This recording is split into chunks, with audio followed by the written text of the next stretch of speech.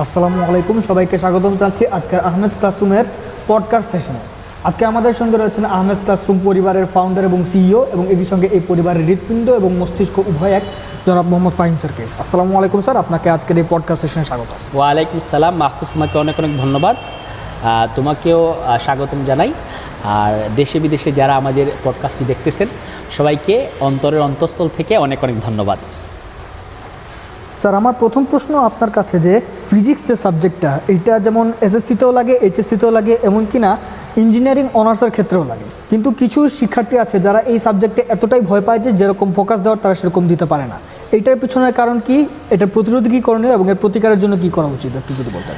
ধন্যবাদ তোমাকে। তোমার প্রশ্নের আনসার আমি যেটা বলতে চাই, যখন একটা বাচ্চা ক্লাস 9-এ উঠে তখন তার কিন্তু 3টা বিভাগ হয়ে যায়। এটা হচ্ছে সায়েন্স, আর্টস, কমার্স। তো বিশেষ করে যারা সায়েন্স নেয় তাদের জন্য গ্রুপ ভিত্তিক যে subject physics, chemistry, biology, mathematics, এই 4টা সাবজেক্টের মধ্যে গুরুত্বপূর্ণ একটা সাবজেক্ট হচ্ছে ফিজিক্স।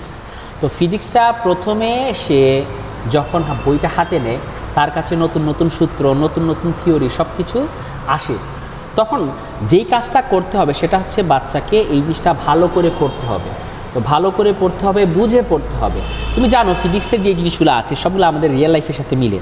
এজন্য সে যদি এগুলা ভালো করে বুঝে না পড়ে তাহলে তার কাছে এই জিনিসগুলো কঠিন মনে হবে, এবং এসএসসি লেভেলে যদি এই জিনিসটা ক্লিয়ার না হয় সে সাফার করবে এইচএসসিতে গিয়েও, এবং ভবিষ্যতে যখন অ্যাডমিশন টেস্টে যাবে বা ভার্সিটিতে যখন ভর্তি হবে তখন ফিজিক্স রিলেটেড যে সাবজেক্টগুলো পড়বে, বিশেষ করে ইঞ্জিনিয়ারিং সবগুলো সাবজেক্ট কিন্তু ফিজিক্স লাগে, তখন তার এই জিনিসটা থেকে যাবে, প্রবলেমটা থেকে যাবে। এই জন্য এই প্রবলেমটা দূর করার জন্য আমি যেটা বলবো, একদম শুরু থেকে বাচ্চাকে ক্লাস 9 থেকে প্রত্যেকটা অধ্যায় বুঝে বুঝে পড়তে হবে। এই জন্য দরকার সঠিক একটা গাইডলাইন। সে যেখান থেকে গাইডলাইনটা নিবে সেটা তার স্কুল থেকে হতে পারে। আজকাল স্কুলে এত বেশি প্রপার গাইডলাইন দেওয়া পসিবল হয় না, যে কোনো কারণে হোক, আমি ওগুলো দেওয়া যাচ্ছি না। এই জন্য বাচ্চার উচিত এমন একটা একাডেমি বেছে নেওয়া যেখানে সে প্রপার গাইডলাইনটা পায়। তো এই জন্য তাকে চুজ করতে হবে, যেখান থেকে সে প্রপার গাইডলাইনটা পাবে ওইটা তাকে আগে থেকে চুজ করে ওইখানে সে অ্যাডমিট হতে হবে, অথবা বাসায় একজন টিচার রাখতে পারে যার কাছ থেকে সে ওই গাইডলাইনটা পাবে। তো প্রপার গাইডলাইন নিয়ে সে যদি ভালো করে প্রত্যেকটা টপিক বুঝে বুঝে পড়ে তাহলে তার এসএসসি লেভেলটা খুব ভালো করে পাস করতে পারবে, রেজাল্ট ভালো হবে। আর এসএসসিতে সে যদি ভালো করে বুঝে বুঝে পড়ে ইন্টারমিডিয়েটটা সহজ হয়ে যাবে। আর ইন্টারমিডিয়েট যদি ভালো হয় সে ভার্সিটিতে যে কোনো সাবজেক্টে ইঞ্জিনিয়ারিংয়ে ভর্তি হতে পারবে, এবং ইন ফিউচার সে যখন ভার্সিটিতে বিভিন্ন ইঞ্জিনিয়ারিং সাবজেক্ট পড়বে তখন তার কাছে ফিজিক্সটা কী মনে হবে, সহজ মনে হবে। এই জন্য বলবো প্রপার গাইডলাইন এবং প্র্যাকটিস, কারণ practice can make a man perfect. ধন্যবাদ আপনার সাজেশনের জন্য। কিন্তু প্রশ্ন আমার হচ্ছে ঠিক এই পয়েন্টটাতে, যে অন্যান্য যেসব ক্যাম্পাস বা একাডেমিক কোচিং সেন্টারগুলো আছে সেগুলোকে রেখে একজন শিক্ষার্থী কেন আহমেদ ক্লাসরুমকে চয়েস করবে, এটার পিছনটা যদি একটু বলতেন। ধন্যবাদ মাহফুজ তোমাকে এই প্রশ্নটা করার জন্য।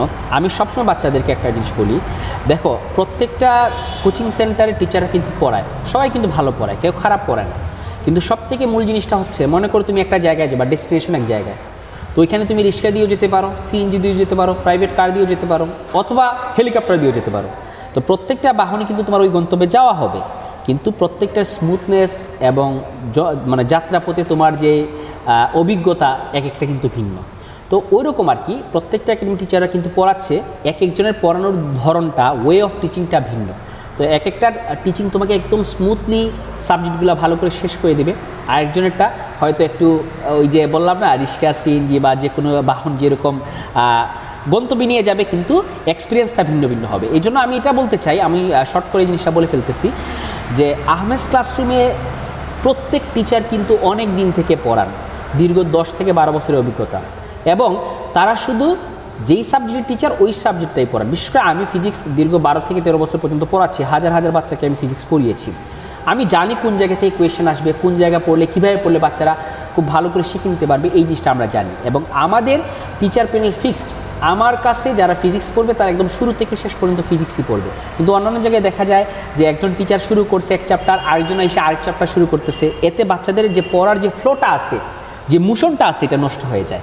এজন্য আমি বলবো যে কোনো একটা একাডেমি আসার ক্ষেত্রে অবশ্যই এখানে ফিক্সড টিচার আছেন কিনা, বিশ্ববিদ্যালয়ে আলাদা টিচার আছেন কিনা সেটা বাছাই করতে হবে। এবং এই সমস্ত সমস্যার সমাধান কিন্তু একমাত্র আহমেদ ক্লাসরুমে আছে।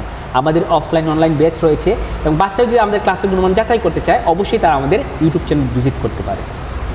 ধন্যবাদ। কিন্তু অনেক সময় দেখা যায় এরকম অনেক শিক্ষার্থী শহরের বাইরে গ্রামের মফস্বল এরিয়ায় রয়েছে, হ্যাঁ। যাদের ক্যালিবার হচ্ছে এই লেভেলে যে তার যদি একবার প্রপার ঠিকঠাক গাইডলাইনটা পায় এবং সঠিক গাইডলাইনটা পায়, তাহলে তাদের মধ্যে সেই ক্যারিজমাটা রয়েছে যে তারা শুধুমাত্র দেশে নয় বিদেশেও নিজের দেশকে ভালোভাবে প্রেজেন্ট করতে পারবে। তো তাদের জন্য কি প্রোগ্রাম সামনে আহমেদ ক্লাসরুম চিন্তা করছে? আহমেদ ক্লাসরুম বাহিরে গ্রাম অঞ্চলে যে স্টুডেন্টরা আছে তাদের নিয়েও কাজ করতেছে। আমাদের মূল টার্গেট হচ্ছে প্রত্যন্ত অঞ্চলে যেখানে মানুষজন ভালো শিক্ষা পাচ্ছে না তাদের কাছে আমাদের পৌঁছে দেয়। এই জন্য ডে বাই ডে কিন্তু ইন্টারনেট ডেভেলপ করতেছে, গ্রাম অঞ্চলে এই জিনিসটা আছে। তারা চাইলে আমাদের অফলাইন ক্লাস না করে অনলাইনে ক্লাস করতে পারে। আমাদের অনেক ফ্রি ভিডিওস আছে। তুমি জানো কি না মাহফুজ, আহমেদ ক্লাসরুম একদম শুরু থেকে ফ্রিতে ইউটিউবে ভিডিও দিয়ে দিচ্ছে এবং যে ক্লাসগুলোর কোয়ালিটি আসলে খুবই প্রিমিয়াম লেভেলের। এগুলো অনেক জায়গায় কিন্তু পেইড কোর্স হিসেবে মানুষজন সেল করতেছে অনেক প্ল্যাটফর্ম, কিন্তু আমরা ফ্রিতে দিয়ে দিছি। আর আমাদের আরেকটা জিনিস থাকবে, গ্রাম অঞ্চলে বিভিন্ন কোর্স ভিত্তিক মডেল টেস্ট এইগুলা নিয়ে যাওয়া, যে প্রত্যন্ত অঞ্চল যে জায়গায় মানুষজন যেতে পারতেছে না ওইখানে আমাদের একটা ক্যাম্পাস নিয়ে আসা, অথবা প্রত্যন্ত অঞ্চল থেকে কোনো স্টুডেন্ট যদি আমাদের একাডেমিতে এসে পড়তে চায় তার জন্য আমরা আবাসিক সুবিধা রাখবো। তো এই ধরনের আমাদের কিছু প্ল্যান রয়েছে এবং অনেক বাচ্চারা কিন্তু মফস্বল এরিয়া থেকে সিলেটে এসে আমাদের একাডেমিতে পড়ে এবং তারা সর্বোচ্চ সুযোগ সুবিধা পায়। ধন্যবাদ।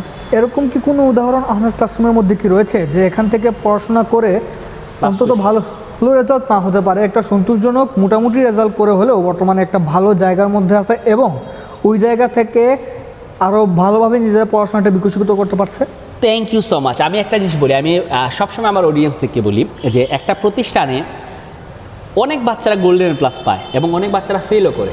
তারপরে যে প্রতিষ্ঠানে পড়াশোনা অবশ্যই টিচার ভালো, একজন ভালো টিচারের স্টুডেন্ট ভালো রেজাল্ট করে এবং খারাপ রেজাল্টও করে, আবার একজন খারাপ টিচারের স্টুডেন্ট ভালো রেজাল্ট করে। তো এটা বলার পিছনে মূল কারণটা হচ্ছে একজন বাচ্চা তাকে আগে চুজ করতে হবে সে কি করবে।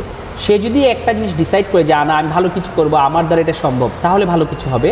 আর টিচাররা হচ্ছে একটা গাইডলাইন, একটা রোডম্যাপ যেটা তোমাকে গন্তব্য দেখিয়ে দিবে, তোমাকে ওই দিকে অগ্রসর হতে হবে। একটা যানবাহন যেটা দিয়ে তোমাকে স্মুথলি গন্তব্যে পৌঁছে দিবে, গন্তব্য কিন্তু তোমাকেই যেতে হবে। তো এই জন্য তোমাকে এই জিনিসটা বাছাই করতে হবে। আর প্রত্যেক বাচ্চাকে বলবো তোমরা ভালো করে পড়াশোনা করো, পড়াশোনাটা সামনে এগিয়ে নিয়ে যাও। তোমাদের সবার জন্য অনেক অনেক শুভকামনা রইল।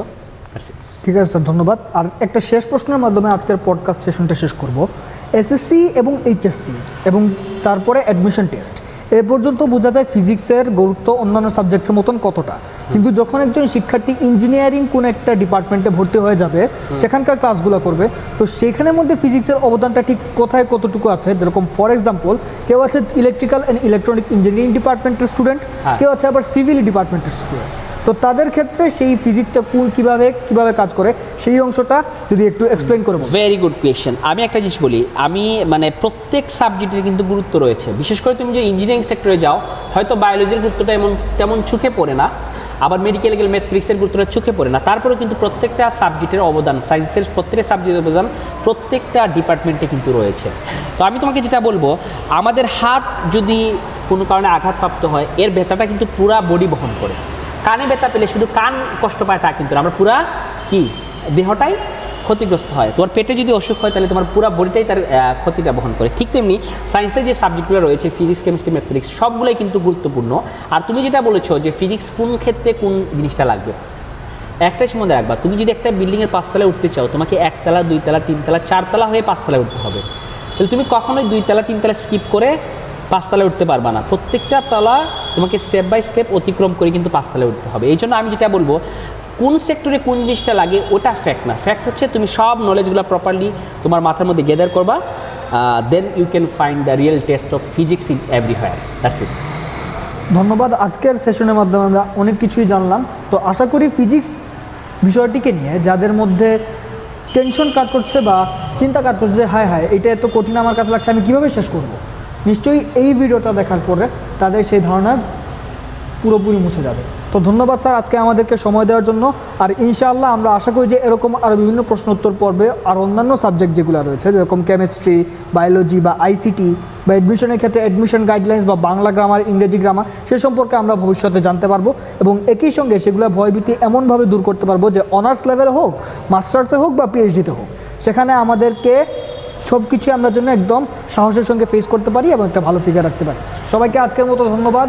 আল্লাহ হাফেজ।